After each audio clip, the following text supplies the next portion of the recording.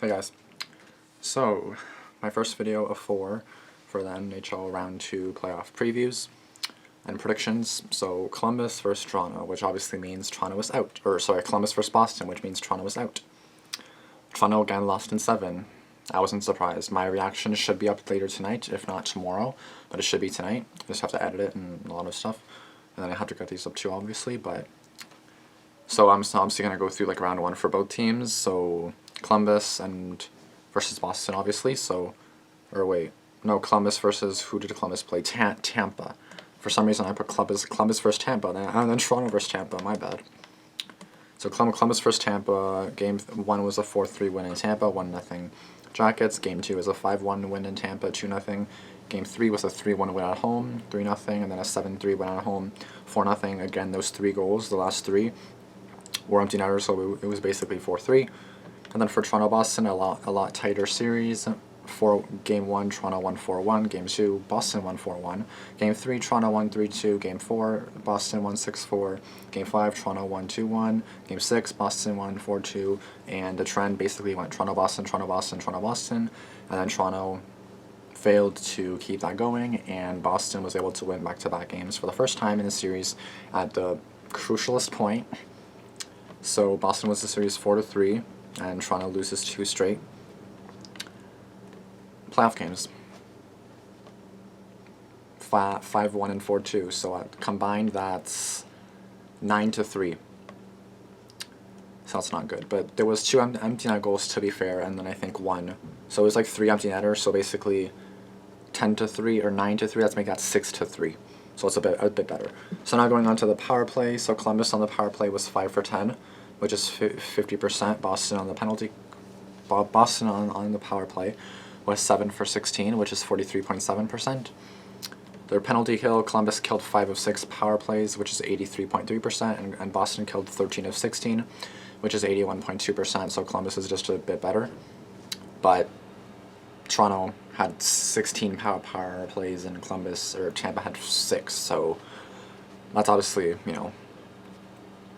So Boston had a power play goal in 5 of 7 games, and Columbus had a power play goal in every game, from what I've seen. So going into the regular season record, so Columbus was 47-31-4, just to kind of like wrap it up, or whatever. 49-24-9. Going into the playoff records, Columbus is obviously 4-0, so they have yet to lose. So tomorrow the series starts, so let's see if they can continue that win streak and make it 5, which I really hope they do, because I fucking hate Boston. Like, whoever played Boston, I would want them to kill Boston. Like last year, I wanted Tampa to kill Boston. They did, and I was like, yes, bitch. I mean, at the same time, Boston took your team out, so it's not like your team's gonna come back. But it's nice to see the team that took your team out to be out. You know what I mean? So, and Boston is obviously 4-3. Home and away records. Columbus on the road is 2-0, and at home is 2-0. Boston on the road is 2-1. Same with home, 2-1.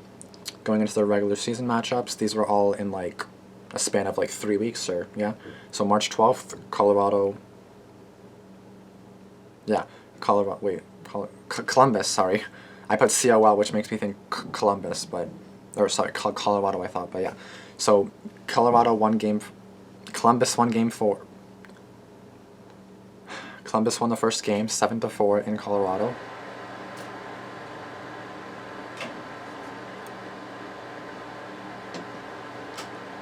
March 12th, Columbus won 7-4 in Columbus. March 16th, 4 days later, Boston won in overtime in Boston, 2-1.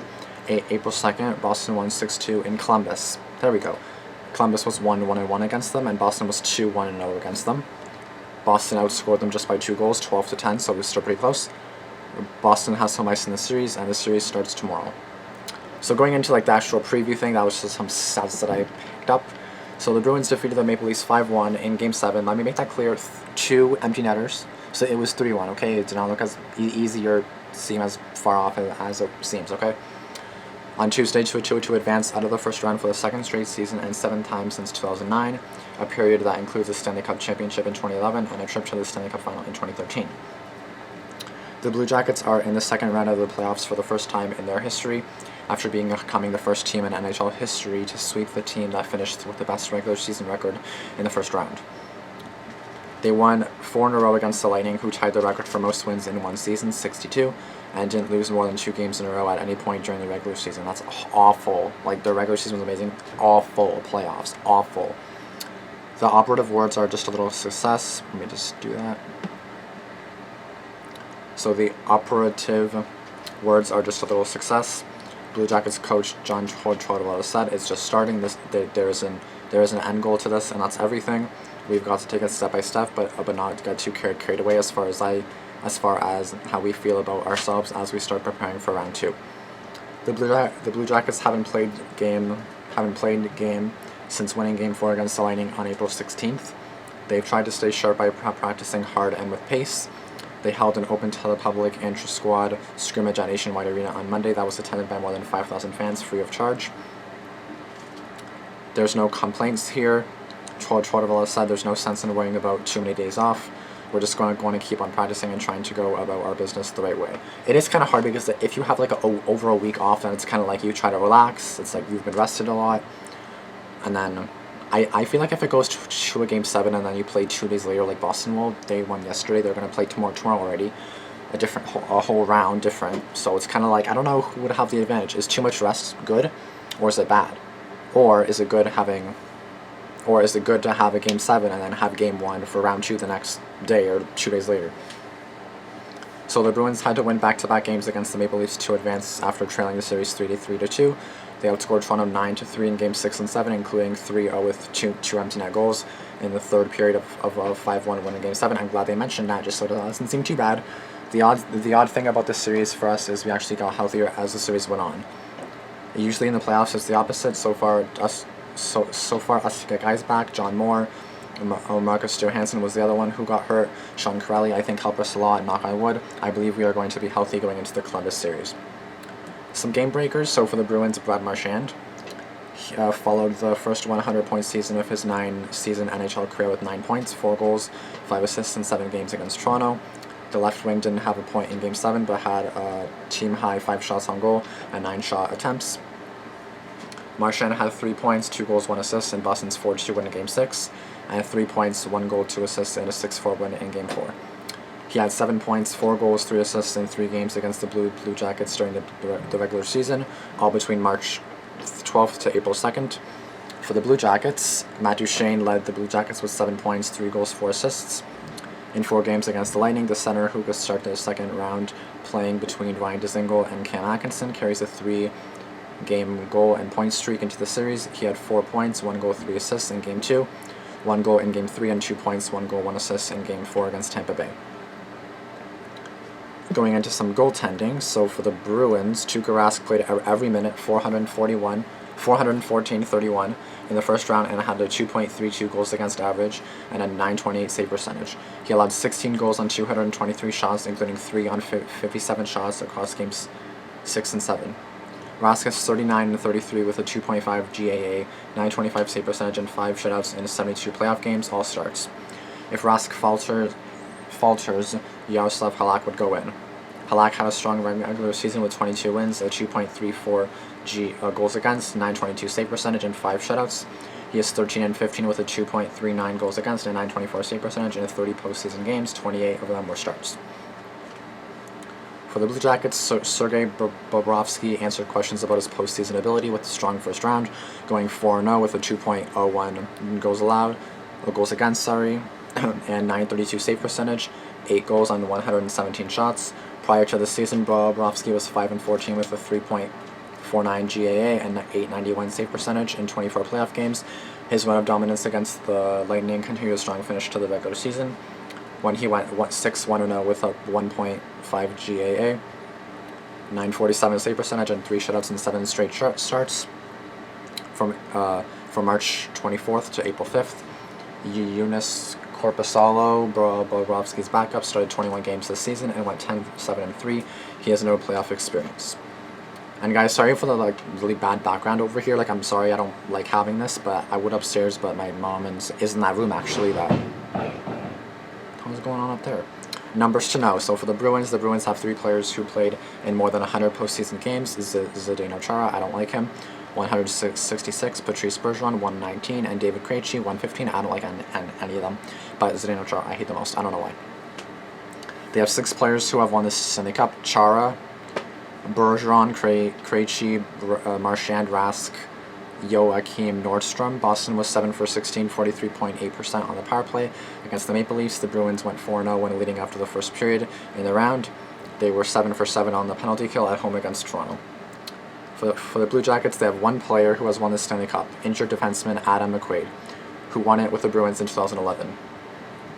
They have 5 players who have advanced beyond the first round of the playoffs. The Blue Jackets were 50% on the power play against the Lightning, 5 for 10, which I mentioned before. They averaged 4.75 goals per game in the first round. Columbus averaged 2 minor penalties per game, the fewest among the 16 playoff teams. Boston was next closest with 2.14. So for injury report for Boston, Kevin Miller, lower body, was seen limping through the dressing room after Game 7 wearing a brace on his right knee. The defenseman did not play in the series, hasn't played since April 4th, and is week to week. Connor Clifton missed the last 5 games of the first round with an upper body injury. The rookie defenseman played 11:25 in Game 1 and 13:02 in Game 2.